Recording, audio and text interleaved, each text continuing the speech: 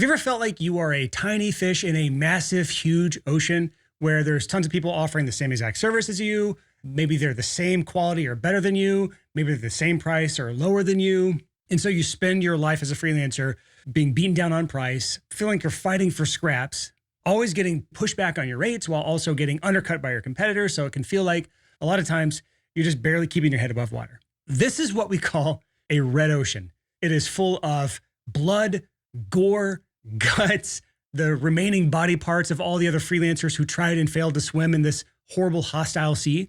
And so many freelancers are stuck in this bloody red ocean where you're trying to outpitch, outprice, outportfolio, or outskill your competition. And so you're just stuck fighting for this very limited piece of what is feeling like or could really be a shrinking pie. And because of that, the clients that are looking to hire you can't really differentiate you from any other butt that fits the seat. You all look the same to them. So they just go for whoever's the cheapest given the quality level. So you're stuck in this price war where you start to resent your clients for this and you start getting burnt out. And I want you to think about the rows and rows and rows of Fiverr freelancers that you have to scroll through when you're looking for somebody to do some button seat gig. And I'm going to pull up some examples here if you're watching on YouTube. But this is that bloody red sea of sameness where I can get a new logo made for $10 here. Or I can just get a full website built out for me on WordPress for just $75. Or I've even seen where you can get a song mixed and mastered for $10 through multiple people, not just one person, multiple people. Mix and master, $10. That is wild. This is a red ocean. This is where creativity can go to die many times, especially when you are forced to do high volume at those low prices. So when everyone else is more or less the same, how the hell do you stand out? You do it by either becoming the biggest, baddest fish, the one who is causing all those body parts and gore and blood and guts to be spilled out in this red ocean. Or better yet, you find a blue ocean where you're one of the few, if not the only option for the client, where price is not the main determining factor of whether or not you get hired. So I'm calling this the blue ocean trio. It's 3 big areas that you can differentiate yourself and find blue oceans, all so you can have little to no competition. Think about a blue ocean versus a red ocean, sharks feeding off people versus a blue ocean, lounging, relaxing, enjoying yourself, not worrying about a shark coming up to bite a chunk out of you at any given time, right? So if you have little to no competition, where price isn't the only differentiator, where you can command higher rates and become the go-to person for what you offer, that sounds like a damn good place for me. If you're new here, hi, my name is Brian Hood. I have grown my freelancing business to multiple 6 figures. I have, I think, 6 or 7 different 6-figure income streams in my life and a 7-figure income stream. And I created this podcast for creative freelancers who want to earn more money from their creative skills without selling their soul. If that sounds like you, you are in the right spot right now. So let's talk about the blue ocean trio here. We're going to talk about 3 different areas that you can separate yourself to get out of the bloody red ocean. That is the goal for this episode. And after talking to and consulting with and coaching hundreds and hundreds, actually talking to thousands of freelancers, I've got a really good look at what sort of deficits people have at scale. So many people have these 3 deficits. And so I want to talk through each of these. We're going to talk about blue ocean versus red ocean niche. We're going to talk about blue ocean versus red ocean offer and blue ocean versus red ocean marketing. Because I've seen red ocean on all 3 of these and I've seen blue ocean on all 3 of these. And the difference in your business between a blue and red ocean in these 3 areas is the difference between someone stuck at that $20, $30, $50,000 a year range and someone who's accelerated past the $100, $200, $250,000, even $300,000 or more a year range as a freelancer. So let's talk about blue ocean niche first. This is all about finding untapped niches. And by the way, when it comes to the blue ocean trio, you don't have to necessarily have all 3 of these. It can be amazing if you do, but just one of these can be enough to differentiate yourself from the rest of people. But if you can get all 3, stack 2 or 3 of these together, it is way more powerful. So the first one I want to talk about is the blue ocean niche. This is where we can find untapped niches, small groups of clients where you can dominate rather than massive groups where you're all just another drop in the ocean. When you look at a red ocean niche, this is where there is way more competitors than there are clients. And you could probably all think of niches like that, where there are way more people looking for gigs than there are actually gigs. And while competition isn't always a bad thing, in many circumstances, it is. So I want to talk about this for a second. In Nashville, Tennessee, which is where I live right now, is where I had my studio for most of my time. My background is music production. This is a city where there is a massive amount of recording studios. So it can feel like a red ocean, and in many ways it is. But just because there's a lot of competitors doesn't necessarily mean it is a red ocean niche, because in Nashville, Tennessee, there is an also disproportionately high amount of musicians and artists and bands that are here because this is the music city. I've said this before way back when we were if you don't know this, back in episode 1 through 150, the first 150 episodes, we were known as the Six-Figure Home Studio Podcast. We talked to just recording studio owners. And one of the things I said on that old podcast was, I would rather be the number 55 studio in Nashville, Tennessee, or the number 150 top studio in Nashville, Tennessee, than the number 1 studio in Reno, Nevada. Because I would rather be someone who is sustainable in a city with lots and lots of clients for me to work with, enjoying a high quality of life as well, because Nashville's amazing, versus living in a city like Reno, which the last time I was there, hated the experience. And I can't imagine that there's much of a market there for studios. There's probably room for 1 or 2. And I'll probably get an angry email from somebody in Reno later on. That's fine. But I just wanted to comment on, just because there's a lot of competitors doesn't necessarily mean it's bad. Doesn't mean it's unsustainable. It can be a sign of a healthy market, in other words. But when you see more and more and more people entering the market as competitors, and fewer people, or the same amount of people coming in as potential clients, then we start to have an imbalance. That's where we have too much competition for what little clients are left there. And that can happen where you have a massive growth in creatives in a niche, which in the recording studio space, we saw a lot. When to have a recording studio to start, it used to be hundreds of thousands, if not millions of dollars to get it off the ground. And then when home recording gear got cheaper and cheaper and cheaper, and everything went in the box, we didn't have to have a ton of hardware. You could get started for hundreds or thousands of dollars versus hundreds of thousands or millions of dollars. It was a huge difference. So we had an influx of new talent, really good people, myself included, who could compete with the best of the best studios for $20,000 or less of gear. And so when we had that sort of growth in the market from the studio side, we didn't have the same exact growth from the musician side. So there was an imbalance. It can also come from shrinking niches where the market is just shrinking. I think Alex Ramosi uses this example. He had a client or somebody, a friend that worked in the newspaper world, which is a massively shrinking market. I think it's like 20, 30, 40, 50% a year decline every year. And he was struggling to grow his business in that market. And when you look at it from the perspective of, if the market's shrinking 40% a year, you have to grow your business 40% a year just to maintain. So when a market is working against you, that's where you can be in this bloody red ocean where there's way, way fewer opportunities year after year after year. And that's when we have to think about, how can we pivot to a blue ocean? When we're looking for a blue ocean niche, we're looking for one of two things. One is a growing niche where there could be a lot of competitors, but since the niche is growing, it's a healthy type of thing, because when a niche is growing, more people want to enter the market as a service provider for that niche. The other thing we can look at is underserved niches that have just been kind of overlooked because it's an unsexy niche or something people don't really think of when they're looking at, like, where can I start to pivot my messaging and start going after these specific customer avatars. I want to talk about both of these and get some real examples of this. First, let's talk about growing niches. I'm going to talk about B2B for now, because that's the easiest area to find growth. There are some in B2C. So B2B is business to business. That's where you're a freelancer targeting businesses. B2C is like businesses targeting consumers. A B2C example is like a photographer who's targeting like family photography. That area is harder to find, like niches that are growing, but it does exist. There's just not as easy of a way to look that sort of thing up. So I'm just going to strictly speak B2B, because those are usually the most profitable, highest earning freelancers, and the ones that I try to push most people towards if you're someone that's in the B2C world. Not always possible, but it's the area that I'm focused on when it comes to me helping people get clients. So growing niches. First one to talk about, because I'm a part of this and have been a part of this for like the last 6 or 7 years, is the course creator and coach kind of community. You can also kind of put this into the overarching creator community. This has been a growing niche for years now. That's where you've seen so many dollars going into companies that facilitate this. So brands like Teachable, Kajabi, and others like that, getting tons and tons of investment dollars and growing, some of them getting acquired. You see more and more people going into these markets, because as you build a following as a creator, one of the ways to monetize is by doing courses or coaching or consulting on the side. And so when you see this sort of growth, that's an opportunity for finding ways to serve that audience. So for example, the web developers or web designers or branding designers that listen to this podcast, great niche to be a part of. Copywriters too. The next one is personal brands. This kind of goes hand in hand with the previous one, but personal brands can be a ton of different things. It can be influencers, it can be authors, thought leaders, but that's another, again, rising, growing market. Another one is subscription-based businesses. This has been a trend for the last decade or more, where things are going more and more subscription-based. There's probably more of like finding your niche to carve out within the subscription business, because there's like subscription gift boxes and there's subscription software companies, software as a service is subscription. Next one is sustainable and eco-friendly businesses or eco-conscious businesses. This has been on the upward trend for a while now. And so again, anytime you see something that's growing in popularity and more people are coming into the market as somebody who is eco-friendly or eco-conscious businesses, that can be a great way for you to go towards that niche if you're looking for a blue ocean, or a bluer ocean at least. There's also health and wellness practitioners. And last and not least is AI startups. I'm seeing more and more and more and more of those, and we'll continue to see more and more and more of those over probably the next decade. I don't know. If you're looking for a niche to be a part of, that's probably a good one. I feel way better about it than I did like Web3 or any of the crypto stuff that I saw coming up, just because I just feel the long-term value of AI is way more apparent to me.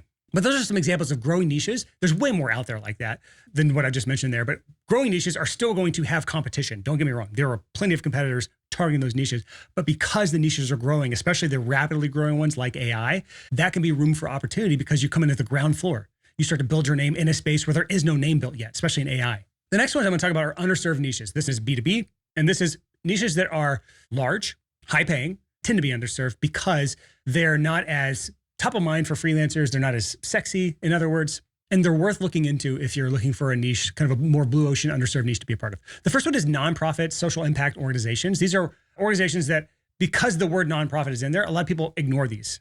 So you assume they have no budget or low budgets. Many of these companies have budgets for things that are going to help them raise more money, raise more funds. They also get grants for certain projects and certain things. So those grants can be used for things that you can, as a freelancer, offer services towards those people.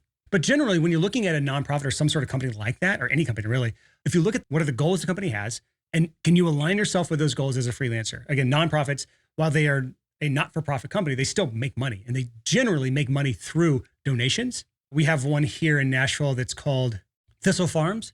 They essentially take women who come from bad backgrounds or different backgrounds where they struggle to find work, and they teach them skills to make more money so they can provide for their family, for themselves, build a better future. The cool thing about the company is all their leadership, management, and all those people come from the ground up. They're people that started from the bottom and worked their way up to the top of the organization. Really cool organization here, Thistle Farms, but they are not as reliant on donations as they are actually selling their own products. While they are not a not-for-profit, they are like a 50c3-1, whatever the code is for nonprofits, they still have a lot of things they do for marketing, for getting butts and seats at their cafe here in Nashville, for selling all of their products at different stores around there. That is a great example of a company that will invest heavily in its marketing, in its branding, in its design elements, in its web design, all the things that a lot of freelancers that listen to this podcast serve. They invest heavily in those areas. So if you can help them with the goals of what they're trying to do as a company, you can make more money. Again, can be a very underserved niche. Now that specific one, because they're I wouldn't say household name, but they're a known name here in Nashville. That is a good example of one that probably has more than enough people working with them as freelancers. It's a well-run company, but there are other ones that are out there that are not this specific one that are worth considering. Next one is local service providers. This is the next underserved niche. This is like your plumbers. This is your roofing companies, blue collar, think blue collar, or even like accountants, CPAs, bookkeepers, anything that is a local service provider where they're generally working in the local area. I think about like the companies here in Nashville that work with just the local community here.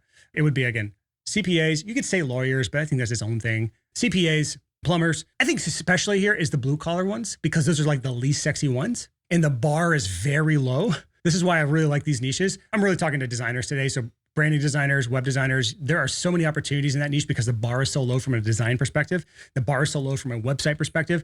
They have websites that are not converting, not generating leads. It's really easy to align yourself with the goals of the company or the people involved if you can break into this niche. And one more example is similar, I guess it could be a local service provider, is real estate agents and property developers.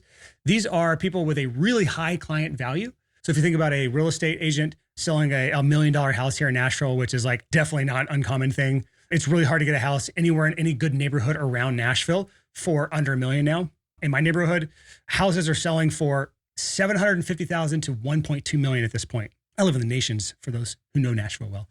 And it is still one of the cheaper, nice neighborhoods in the like Nashville area. There are some in East Nashville that are a little cheaper, and there's some in East Nashville that are way more expensive. But I'm just using this for example. $1 million home sold. The agent's commission is generally around 3%, which is $30,000. So as a freelancer, anything you do from a branding design perspective, web design, copywriting, photography, anything you can do to help real estate agents or even builders bring in $30,000 clients, that's a win. Especially developers, property developers that are doing spec builds, which is where you build a house hoping it will sell. You don't have a buyer for it ahead of time. Spec builds are pretty risky, but lucrative, where if you're selling a house for $1 million, the developer's profit on that could be $200,000, $250,000 or more. Those can be very underserved niches for certain services. And I just wanted to give you some real examples so you can think through, again, this is not a definitive list. And depending on the service you offer and the niche that I talked about, it still may not be underserved or the right fit for you, but it's worth looking into doing some research. So the questions to ask yourself are, what niches are growing in your industry? Or what underserved niches can you pivot towards? There's a reason that many of the music producers that we work with in our coaching program, that we've pivoted them away from producing music into podcast production because of how red the ocean is for music production, for mixing, for mastering. It is a bloody red ocean. It is a bloodbath right now. That being said, we still have people who stay in that niche and are successful because of the other things I'm going to talk about in this episode. There are other ways to dominate a bloody red ocean niche if you get the other two right. But one of the easiest ways to take the skill set that you have as a freelancer and put it in a better niche, which is podcast production, if you're in the audio world at least, where you have a recurring revenue, you're shifting from B2C to B2B, which is a massive shift when you're actually working with businesses, with budgets, with income, with profit, with a team. It's a completely different game in that world. So music production world, you're lucky if your average client's worth $1,000, $1,500, up to $2,000 on your average client in a year's span at least. In the podcast space, one client can easily be worth $15,000, $25,000, even $35,000 a year for one client. Now let's talk about blue ocean offer. You found your blue ocean niche, or you've determined, I am stuck in this red ocean niche. I cannot leave it. What else you got for me, Brian? I can't leave my niche. I love it too much, right? Or you're like, I'm going to pivot to this underserved niche or this growing niche. I'm going to trust you on this. What else you got for me, Brian? We've got the blue ocean offer. And a blue ocean offer, the easiest way to explain what this is to tell you what a red ocean offer is. And many freelancers listening to this podcast, you're going to be like, shit, I've got a very red ocean offer. A red ocean offer is this. You're a button to seat, something I can get off of Fiverr right now, which again, I will just call out a few of the things I can get off Fiverr. These are red ocean offers. You see here under design, we've got logo and brand identity, logo design, branding style guides. We've got web design, app design, UX design, landing page design. For illustrators, we got illustrations, AI artists. That's a thing you could buy off Fiverr. Music production, there is mixing and mastering, audio editing, vocal tuning, podcast production. If you are selling services like this, you can easily become a button seat. I know I just said podcast production is a better service to be in, or it's a better niche to be in. That's not necessarily the service you're selling. And I want to talk through that in this episode on Blue Ocean offers. But if you are offering a service I can find on Fiverr, that's the service you sell. That's the thing you're advertising to people. And I can find it from a million other freelancers on Fiverr or Upwork. And I can just shop around for what looks to be the best value for what I'm looking for. I'm looking for a podcast producer. What do they charge for podcast production? I'm looking for a web designer, web developer. What are they charging given their portfolio? And I'm just going to find the people and I'll put them in a grid and I'm going to say this one's this much, but they're this much better. If I'm doing that, I'm comparing apples to apples and I'm comparing apples to apples pricing. That is a red ocean offer. Blue ocean offer is where you stop selling services and you sell outcomes.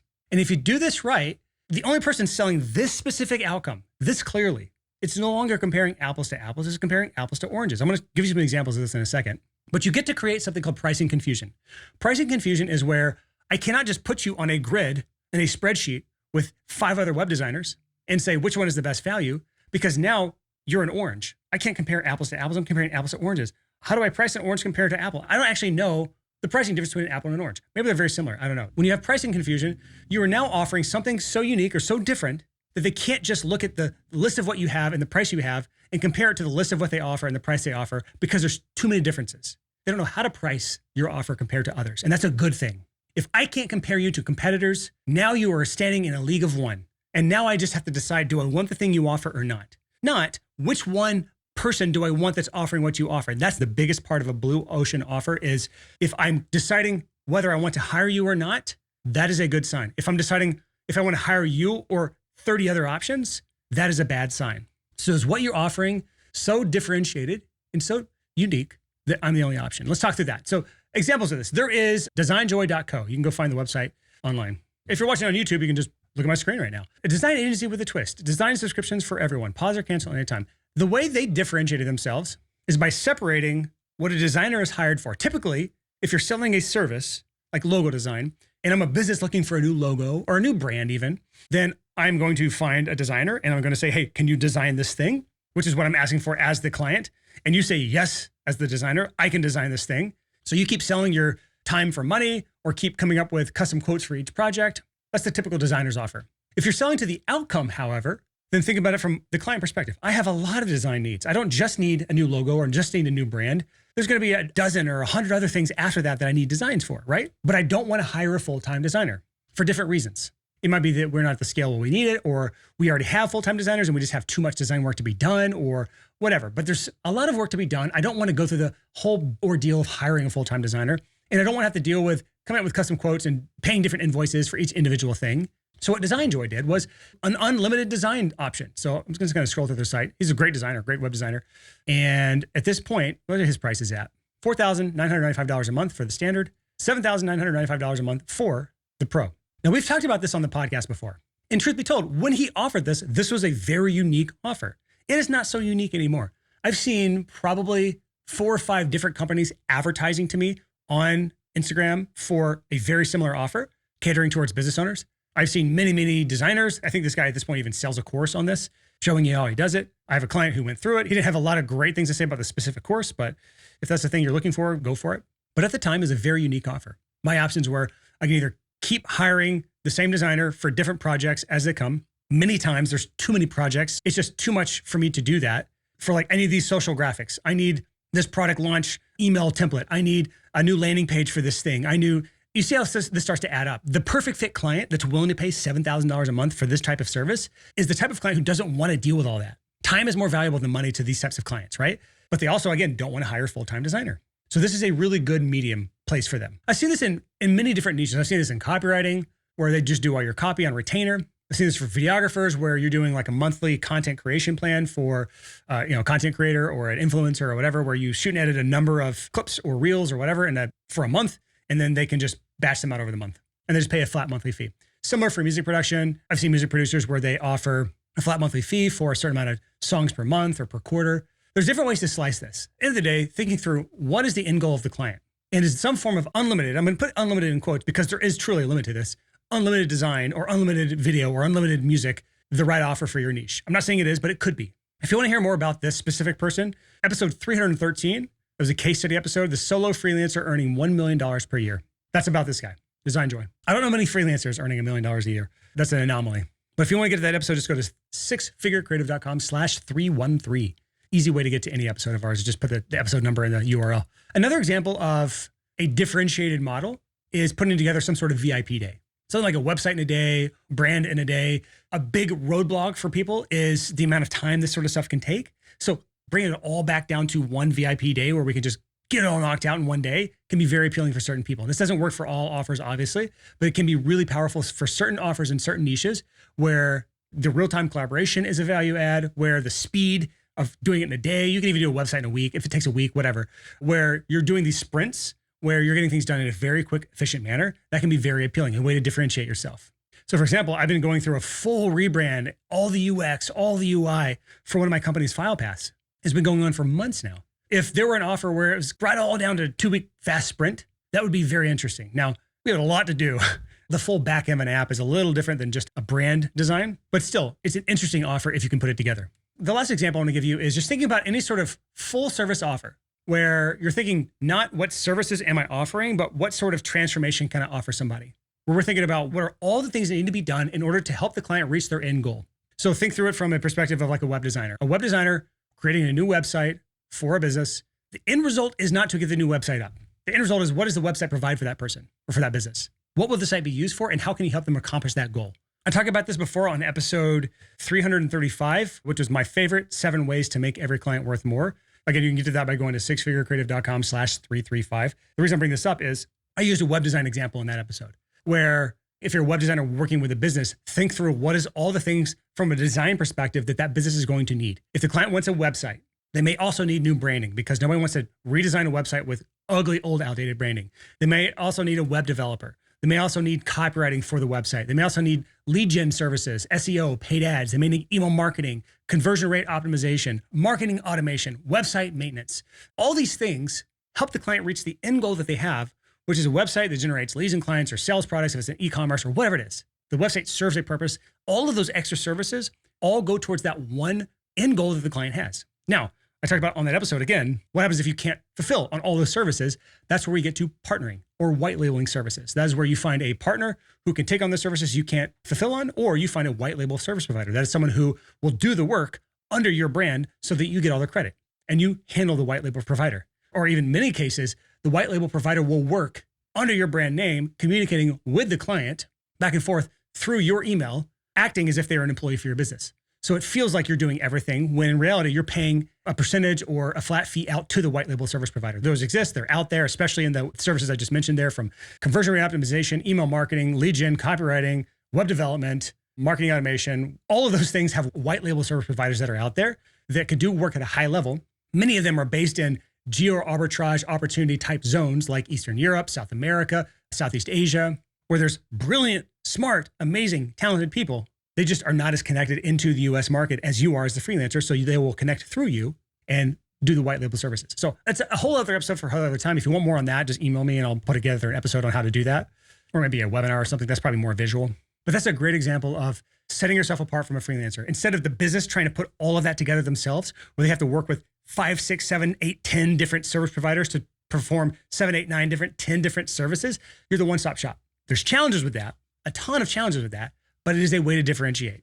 And if you are going to be the one-stop shop, you have to be hyper niched. You cannot be the one-stop shop for a wide, crazy wide niche. I cannot do all things for all people, or you are nothing to no one. The number one rule in business that I've learned over the years, if you try to be all things for all people, you are nothing to no one. One last example, by the way, here, doing some sort of hybrid offer. I've seen more and more of our clients put together hybrid offers where you are doing part of it done for you, which is typical freelancing. You pay me, I do the work for you as a freelancer. But they're also tacking on done with you, where you pay me and I do it with you. I'll guide you through the process. I'll show you how to do things. I will review things that you've done, give you feedback on it, essentially coaching or consulting. And this can be a really good way to put something together. So this is really common in the B2C space. This is very common in the music production world, where a lot of times bands and musicians will self-record, but they'll need a professional to mix and master. That's a really hard part to get done. And so what the offer can look like, and I've seen many variations of these, what the offer can look like in a hybrid offer is they will offer to coach them through making sure their recordings and editings are done properly, that the audio setup is correct, so that the source files are all high quality. Then they will do the done for you work, the mixing and mastering themselves. And then some people that have experience with this will, even on the back end, help with the pre-launch promotion stuff, the launch process for the songs, actually promoting it and getting it out there, and even going beyond that in some cases. But that is a hybrid offer. It's worth mentioning here because it is a big differentiator. And if you can do all those things, you have that skill set, utilize it as a way to stand out from competition. I guarantee you're one of the only few people that are offering all those things if you have that skill set. We've talked about your blue ocean niche. Some people get it, some people don't. We've talked about the blue ocean offer. Most people should get this. There's very few excuses to continue on in a red ocean offer. So we may or may not have the blue ocean niche. We should definitely have the blue ocean offer. Now we need blue ocean marketing. This is where we find clients in the place where you're the only one talking to them. You're the only one communicating with them. A good example, the opposite of this, is Fiverr. If you're on Fiverr, chances are your clients are talking to many other people, or at least looking at many other people. Blue ocean marketing is you're the only person talking to the person. You're the only one in that channel for your niche, at least. So there was a client I was talking to in New York City, highly competitive market, what I consider is a very red niche. Everyone's competing for the same pool of clients, bloody red ocean. It's essentially a meat market. And the problem with this was he was marketing to clients the exact same way as everyone else in his niche. They're all doing the exact same thing. So it really was a meat market. If you've ever been to any like really lively market, this is really prevalent in Southeast Asia, some in Europe as well, where you're in this like lively local market. People are yelling. It's a lot of chaos, a lot of things going on. It is not the place you want to be if you're trying to be the only one they're talking to. The blue ocean version is this. If you're practicing blue ocean marketing, market your services in ways that no one else in your niche is doing this. So think about this. How many people in your niche are doing paid ads? Yes, tons of people are doing paid ads. How many of them in your niche are doing paid ads? This is a way for you to be in a place where your competition isn't there, where you can start conversations where you're the only one they're talking to. Because in paid ads, and some of the other things I want to talk about, you're essentially creating demand for something. Someone knew in the back of their mind it was time to refresh their branding or time to renew their website. They've known in the back of their mind, they see an ad from you and they're like, damn, I've been meaning to do that. They go through the funnel, they have a conversation with you, and now you're the only one talking to them. They haven't reached out to 10 other designers. Because when the time comes where they've decided it's finally time to make a difference here, to change this, I'm going to find some people who can do this, and they start doing their own research and start looking for other website designers or whatever, that is where you're now up against 5, 6, 10 other people. And that's where, again, it's a bloody red ocean. So even though tons of people do paid ads themselves is a bloody red ocean. And there's a lot of tripwires and pitfalls and places to get your legs blown off. Overall, it's a blue ocean for freelancers, which is why so many of my clients do it. But there's also content marketing. Content marketing is a way for you to build value, show that you're knowledgeable, show your expertise, educate your clients, help them avoid the confusion, even prepare them to be a good client in many cases. So content marketing is another, in many ways, for many niches, blue ocean marketing strategy. Email marketing is the exact same. Email marketing is a wonderful blue ocean marketing strategy where you're likely the only freelancer regularly emailing them, helping them understand what they need to do to be prepared as a client, what they need to see from you as a freelancer to know that you were good at what you do and you were good enough for them to hire you. And then finally, another blue ocean for many freelancers is referral partners. In many niches, there are other people out there who will refer work to you for a fee. They're not competitors. You're all working with the same pool of clients for different services. So in my background in music production, think about all the other services that people can hire for. Eventually, after I stopped recording bands after the first 5-6 years and just did mixing and mastering, think about all the other services that my genre of musicians that I work with, which is heavy metal bands. Yes, I built a multiple 6-figure income freelance business doing mixing and mastering for heavy metal bands. Weird. If I'm mixing and mastering, what other freelancers are out there or service providers are out there that work with my ideal clients? So there are recording studios that are recording the songs but not mixing and mastering. So when a client comes to me wanting recording, I can refer them out to those people. And when those people record at that studio, they can refer them to me. So I had those sorts of referral partners. When the album's done, there are videographers who are doing music videos for heavy metal bands. Those are people that I can refer work to and they can refer work back to me. There are even entertainment lawyers that work with a lot of heavy metal bands that I can refer work out to and they can refer work back to me as a music producer. There are managers for bands. There are even other bands out there who tour with a lot of bands who have a lot of connections in that space that can send artists to me. And I can pay a finder's fee, 10% generally for that. These can be very blue oceans as far as marketing goes, but they're even more powerful if you stack all these up.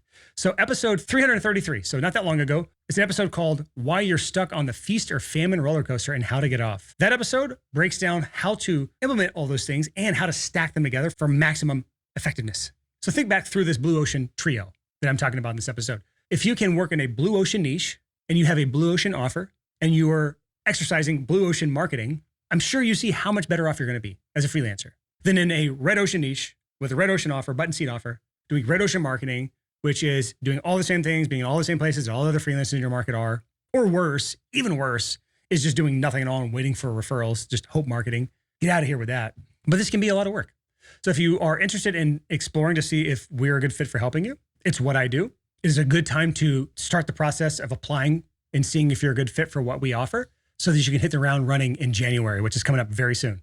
So here's what we do. I'll give you my blue ocean offer. We will work with you to design an entire customized client acquisition strategy for you. It'll take 7 to 14 days. We essentially pitch this plan to you. If you like it but have some problems, we will revise it to match whatever needs you have or to alleviate whatever fears you have. Or if you love it, then you approve it and we will actually work with you one-on-one in our monthly coaching program where you just pay us monthly and you can cancel at any time. There's no long-term contracts or anything to actually implement that plan that we give you. And the whole point of this is giving you a personalized plan and coaching you through executing it so you actually have something you're working towards, a step-by-step roadmap we're working towards, coach you through implementing it the right way and making sure you finish it by giving you accountability. That is the formula of implementing all the things I talked about in this episode and more. So fix the things that are broken, implement the things that are missing, and ultimately not only build you a better business, but make you a better entrepreneur. That's one of the biggest things we hear is just how much people have learned that we've worked with because you have no idea what you don't know right now. You're listening to this podcast because maybe you found us on an ad probably. I do a ton of advertising, done a ton of paid ads myself. We spend 20 to 30 to 40 grand a month on ads. And you're trying to learn things. You are at the start of what is the Dunning-Kruger effect, which is when you start something out, you have way too much confidence because of how ignorant you are that you don't know what you don't know. And as you actually go through this, you start to fall into this pit of despair. You realize how little you know. So if you listen to this podcast enough, there will come a point where you're like, oh my God, this is overwhelming. And that is where you have a very good look at what that hill you have to climb looks like. And then this is when people tend to hire us, is when they see how big of a hill they have to climb and to know they have to do it by themselves is way too much work. So if you're at the point where you're at the bottom of that hill, you're not overly confident that, oh, I've got this. I'm the best of the best. Stuff is easy. I can implement it myself. If you are at the bottom of the hill now and you've realized how little you know and how much needs to be implemented and you want people who you can contact every single day, Monday through Friday, we're available to talk to you every single day. As questions come up, as problems come up, as we're working through a roadmap, that is a recipe for success. So if you're interested in learning more about this, I've got a video on sixfigurecreative.com/coaching to talk to you through more of the offer, how we help, why it works. And if it sounds like it's a good fit for you, you can apply and see if we have any spots available. Chances are it may be January before we have spots available, but first come, first serve. So if you want to be a part of that, apply. We might can get you started in at least the onboarding process in December, depending on what our availability is, because it is a one-to-one program. There's literally limited spots. We cannot coach everybody. So just go there, fill out the application. If it's a good fit, we'll approve you. If it's not a good fit, we'll reject you, let you know. But that's all I got for you for this episode. Thank you so much for listening to the Six Figure Creative Podcast. Bye.